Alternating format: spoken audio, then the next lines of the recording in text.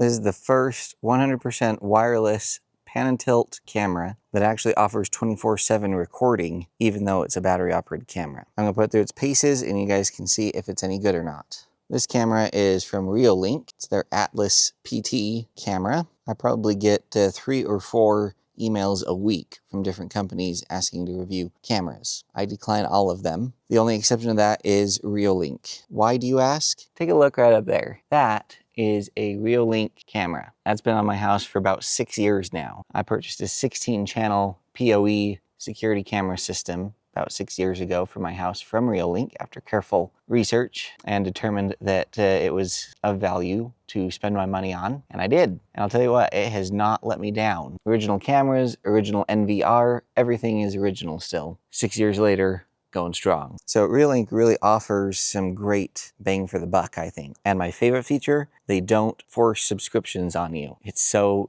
nice. I bought my system before all of the subscription-based models and stuff were a thing, but Reolink has stuck with their offering of letting you have all the features set, have your own local recordings, all of that, just for the price of buying the camera. They have a cloud-based storage option that you can take advantage of if you so desire, but it's not mandatory like so many cameras. And guys, you can get a small sampling of the image quality right here. And this is really bad lighting. You've got all these deep shadows and then a very bright house. But even still, you can see the image quality is really quite good.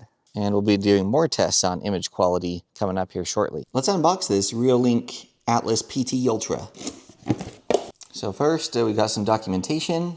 We've got a mounting template, as well as a little video surveillance sticker. And here's the camera itself. We've got a little baggie of mounting hardware. We have a nylon strap, Type A to Type C power cable, and a mounting bracket. Let's get this camera installed. Plugged it in via the USB port right here overnight so that it could fully charge. Right down in here is the on-off button, so we'll go ahead and push that.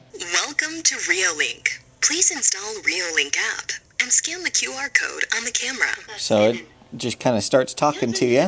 You got to open the app, and all we got to do is push the plus button right here, and then it'll be ready to scan the QR code. So we'll just point that at the QR code. There we go. We're going to go ahead and configure Wi-Fi via Bluetooth. We're definitely hearing the voice, so we'll check that, hit next. And now we just got to enter our Wi-Fi information. It wants us to do a firmware update, so we'll go ahead and update it. Now that the firmware update is done, we just got to create a password for the device. I've installed a micro SD card in the camera, and it just goes behind this little rubberized cover here on the camera itself. And as a result, the setup is asking me if I want to format the card. I'm going to go ahead and say yes and go next. I'll go ahead and confirm. It says it's not recommended to point to frequently moving objects, point to strong light, point to heat sources, or point to a mirror, or things that could interfere with the signal. That's because those things could interfere with its little smart sensor for alarms and whatnot. So go ahead and hit next, and we're all done. So you can see we're getting a feed with the camera just sitting there, so we're ready to mount it. One of the features I really like about this camera is the option to just use this strap to install it. That's what we're utilizing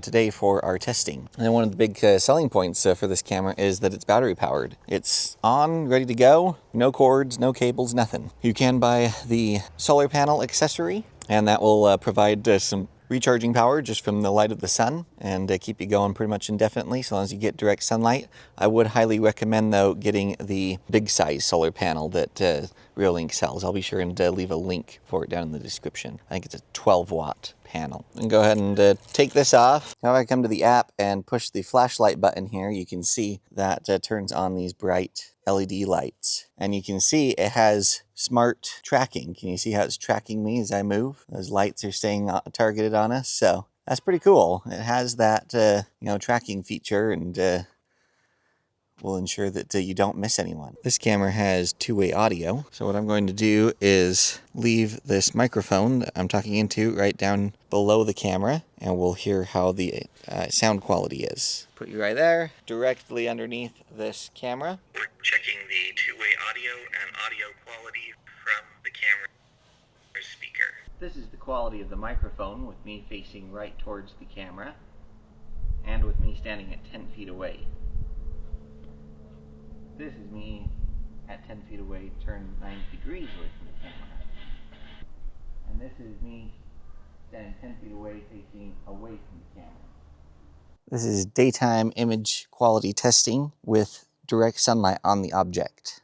I'm going to have two images up here on the screen. One is going to be the Reolink camera, and the other one is just for comparison from my 4K traditional camera that I use to film all these videos. So this is the object at 10 feet. This is the object at 20 feet.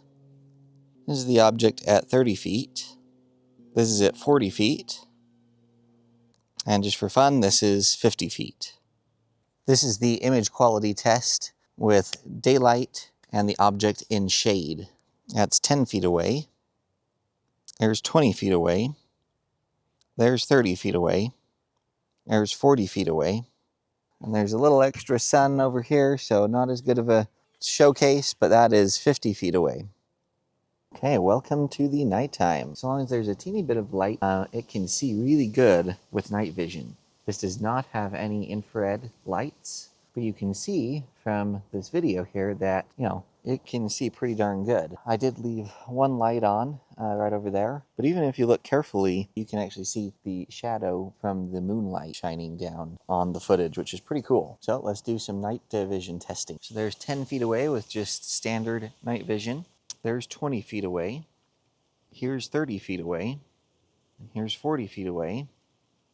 We've got some nice moonlight, but that is 55 feet away. Same test now with the LED lights turned on. That's at 10 feet. There's 20 feet. There's 30 feet. 40 feet. 55 feet. And this is at nearly the light output that the floodlight camera was that I tested recently, but it still provides some decent light out here. You can see it lights it up. Now, the camera that I'm using is very good at filming low light situations, so it looks a lot brighter in the video here than it actually is in real life. But there is light. If I just kind of pan this over here, it provides illumination, and it would certainly provide a little bit of a startle to anyone that might be prowling around and all of a sudden the light turns on and lights you up. And you can program it in the app to, turn on when it detects a person or an animal or a car or all of the above, or you can disable it completely, whatever you want. You've got a lot of flexibility. But for a battery-powered camera, I'd say that's pretty decent light output.